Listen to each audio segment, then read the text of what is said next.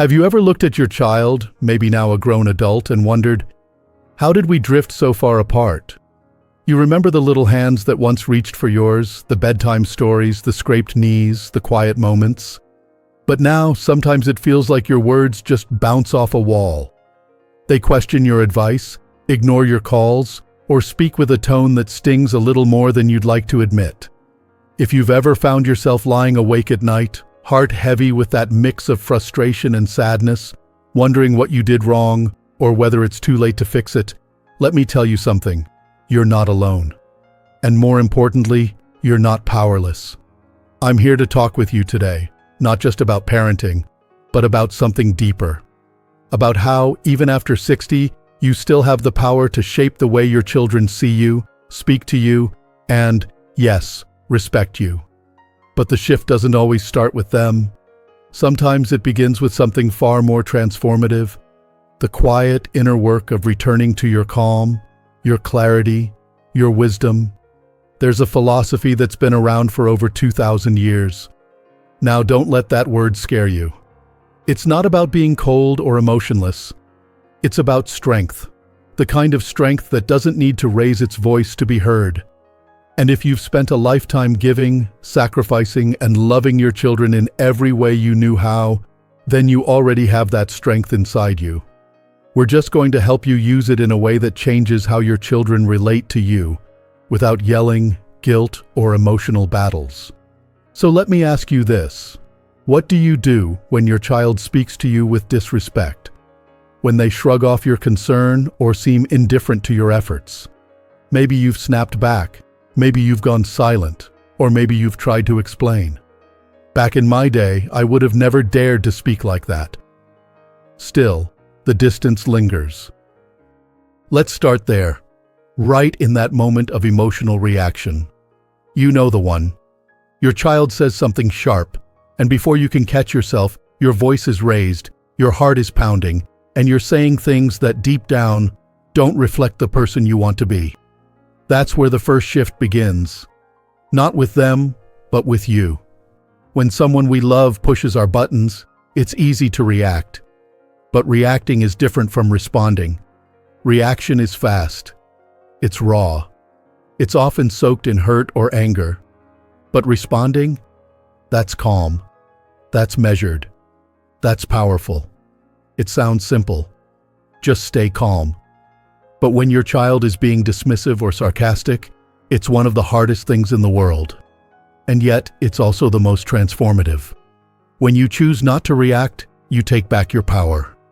You stop feeding the fire and start building a bridge. Imagine being in the middle of a storm, but choosing not to be the thunder. Instead, you become the lighthouse. A wise philosopher once said, "It's not what happens to you, but how you react to it that matters." When you respond with calm, you remind both yourself and your child that you're not here to fight. You're here to lead by example. And let me tell you, there is no louder lesson than quiet strength. The next time your child says something that hurts, I want you to try something that might feel counterintuitive. Pause. Breathe. Count to 3 if you must. Ask yourself, not out loud, just quietly in your own mind. What is this behavior really about? 9 times out of 10, it's not about you. It's about their stress, their insecurity, their struggle. And in that pause, you give yourself the space to choose a wiser response. That brings us to another quiet shift that changes everything. Often when we talk to our children, especially as they grow older, the conversation starts to feel like a debate. They say something, we counter. We share our experience, they dismiss it. We try to guide, they resist. And suddenly, we're no longer having a conversation. We're in a silent tug-of-war to prove who's right. But what if the goal wasn't to win? What if, instead of proving your point, you simply tried to understand? I once met a woman, Linda, 68 years old, with 2 adult children. She told me with tears in her eyes, "Every time I talk to my son, it turns into an argument. I try to help, I try to share what I've learned, but he shuts me down." So I asked her, "What do you want most in those conversations?" She paused and then she said, I just want him to see that I've lived through this before, that I know something." I nodded. "I get it. When you've spent decades loving and giving, the last thing you want is to feel invisible." But what Linda discovered, after one small change, was eye-opening. The next time her son started venting, she didn't jump in. She didn't offer advice. She didn't say, "I told you so." She just listened. Not to reply, not to correct, but to understand.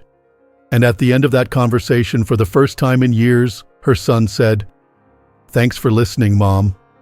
She hadn't won the argument, but she had gained something so much more powerful: connection. That's the thing about respect.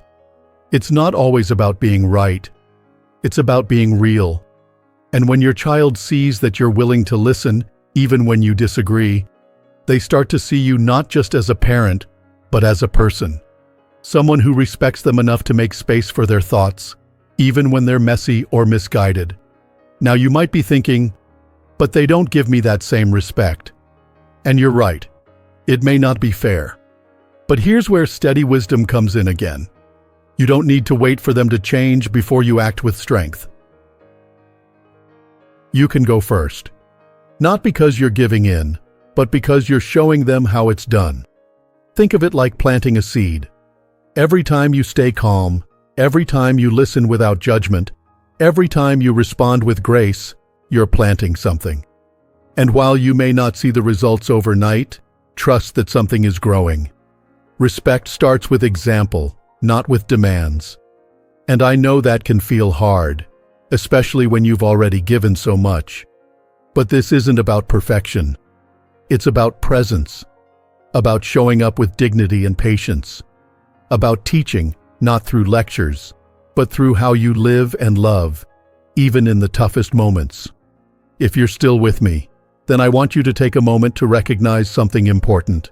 Just by watching this, just by reflecting on these ideas, you're already choosing a different path. A path of wisdom, a path of strength. And this is only the beginning. Let's keep going. It's easy to forget, especially in moments of conflict, that our children are always watching, not just what we say, but what we do. You might tell them to be patient, to respect others, to take responsibility, but if they see us snap in anger, dismiss their feelings, or carry guilt like a backpack of bricks, what are we really teaching? There's a powerful quote by Ralph Waldo Emerson that says, "What you do speaks so loudly, I cannot hear what you say." That line has stuck with me for years. It reminds us that the most lasting lessons we pass on don't come from our words. They come from how we live, how we behave, how we carry ourselves when no one seems to be listening. So let me ask, what are your actions teaching your children? I say this not to place blame. You've already carried more than your share, I'm sure. This is about shifting from guilt to growth. Because when we take a moment to reflect, not judge, just reflect, we can find small adjustments that create big changes in how we relate to our children. Maybe the last time your child raised their voice, you raised yours louder. That's human. But what if next time you chose silence instead of shouting? Not the cold kind of silence, but the kind that gives space. That says, "I hear you, but I don't need to match your chaos with mine." Or perhaps, like many parents, you've said yes when you wanted to say no, overextending yourself, giving when you were exhausted, afraid that setting a boundary would push your children away. It's okay. We've all done it. But I want to offer you something different, a new way to think about boundaries, not as barriers, but as bridges. You see, boundaries aren't about creating distance. They're about defining where love can grow without resentment. Think of a beautiful garden. It doesn't thrive because you let everything in. It thrives because you protect it, prune it, water it with care, and pull out the weeds when needed. As parents, especially as we get older, it's tempting to think that saying no means we're being selfish or cold. But the truth is, saying yes to everything often means saying no to your own peace. And when we constantly sacrifice our well-being to please others, we don't become more loving, we become more resentful, even if we don't show it. One woman I spoke to, Maria, told me about how her adult son would constantly ask for money. Not for emergencies, but for things he could figure out himself. She loved him deeply, but every time she said yes, she felt smaller inside. It wasn't about the money, it was about the feeling that her love was being taken for granted. So one day she made a quiet decision. The next time he asked, she said, "I love you, but I can't help with this. I believe you can figure it out." And then she stayed quiet. No lectures, no guilt trip, just firm love. It wasn't easy. Her son was upset at first, but a few weeks later he called, not to ask for money, but to tell her he'd picked up extra work and handled it on his own.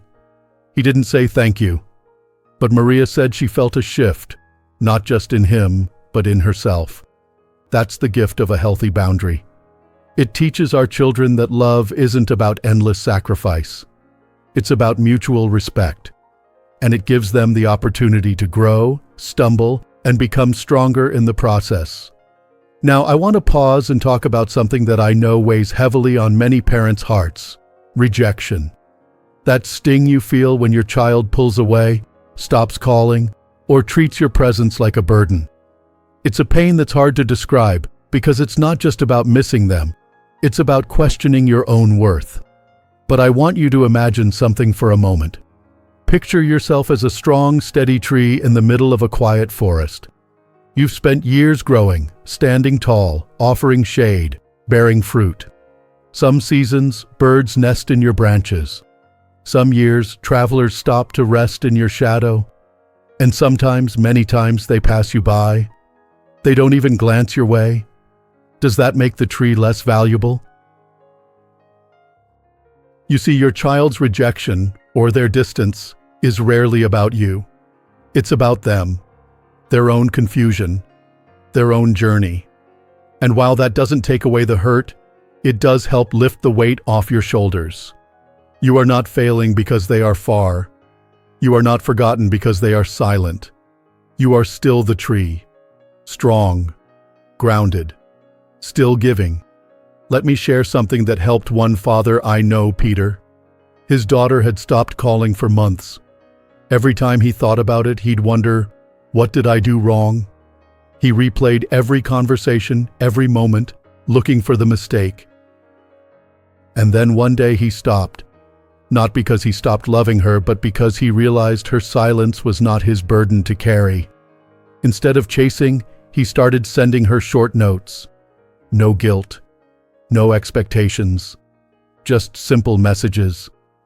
Thinking of you. Hope you're well. I'm here when you're ready. Months later, she called. It wasn't an emotional reunion, but it was a start. And Peter told me, what changed wasn't her, it was me. I stopped trying to force something and started trusting that my love didn't need to be loud to be real. This brings me to something that may feel especially hard, but I believe it holds the key to so much peace: embracing uncertainty. As parents, we crave clarity. We want to know we did a good job, that our children understand the love behind our choices, that someday, somehow, they'll appreciate it all. But life rarely gives us such guarantees, especially not in relationships. We've learned that the only thing truly within our control is how we respond. Everything else, their words, their reactions, their timelines, is out of our hands. And that's okay. It doesn't mean giving up. It means showing up, again and again, with love that isn't conditional, that doesn't demand immediate change, that isn't tied to whether they call today or understand tomorrow. Love, real love, doesn't chase certainty. It creates space. Space for others to grow, to return, to reconnect in their own time. So when the silence feels unbearable or the relationship feels uncertain, I want you to ask yourself one question. What can I offer right now from a place of peace? Maybe it's a kind word. Maybe it's choosing not to argue. Maybe it's a quiet prayer, or simply letting go of the need for everything to be resolved. That one question can anchor you in the storm. And if doubt still creeps in, and it will, remember this: you've already done the hardest part. You've raised a human being. You've endured sleepless nights, fears, sacrifice, and moments no one else saw. You're here now, still growing, still showing up, still willing to reflect and learn. That alone is a strength many never reach. If you've been carrying hurt, guilt, or confusion about your role as a parent, let today be the day you choose a different path. One rooted in calm, in quiet strength, in grace, both for them and for yourself. You don't need a perfect ending.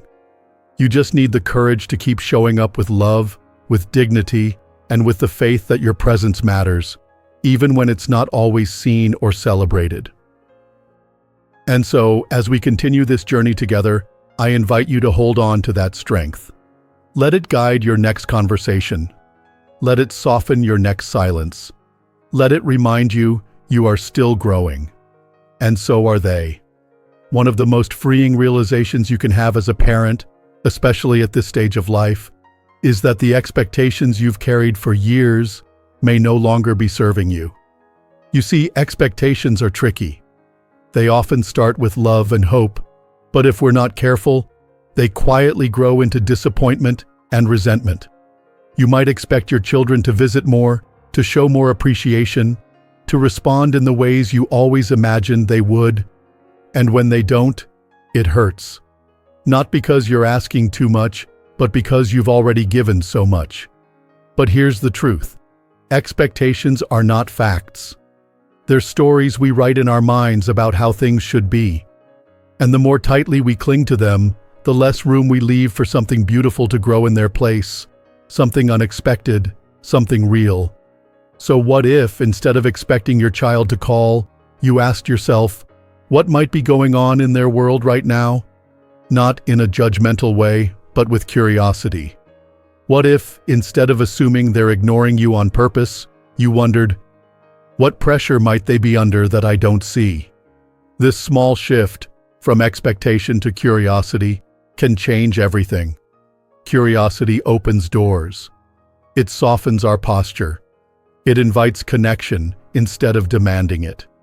And most of all, it reminds us that we're still learning, even now, even after decades of loving, giving, and trying our best.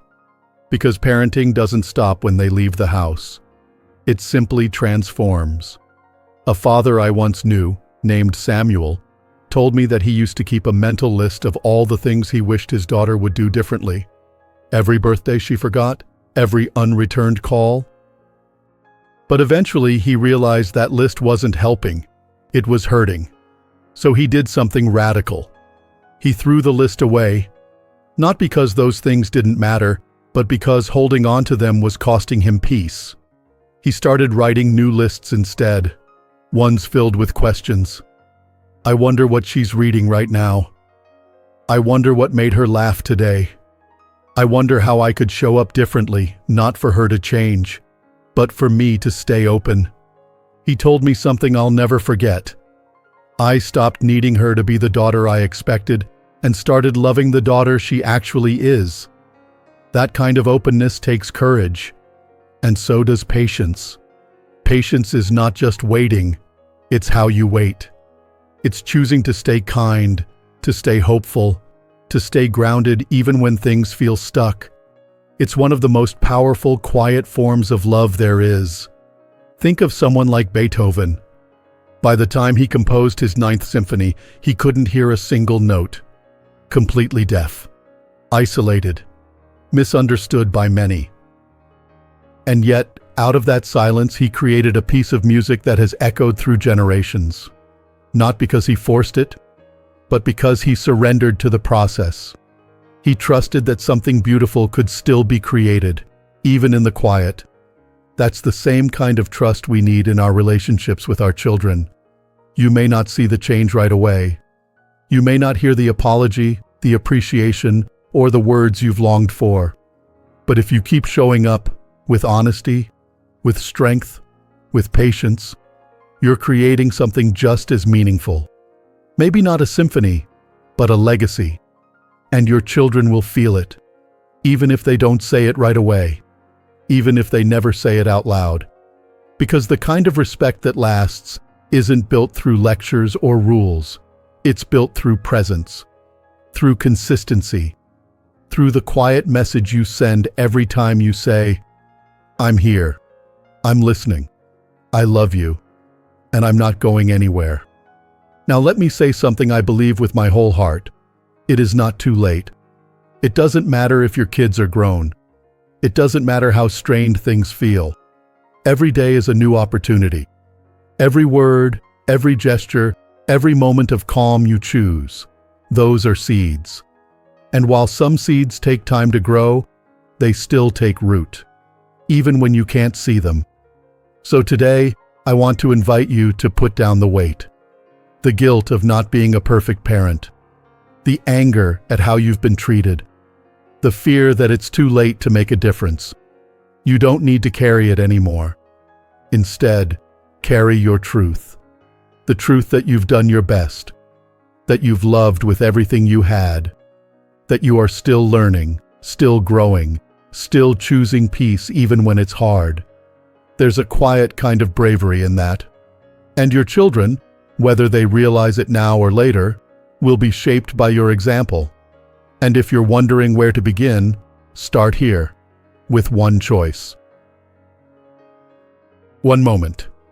The next time your child says something dismissive, choose calm instead of defensiveness.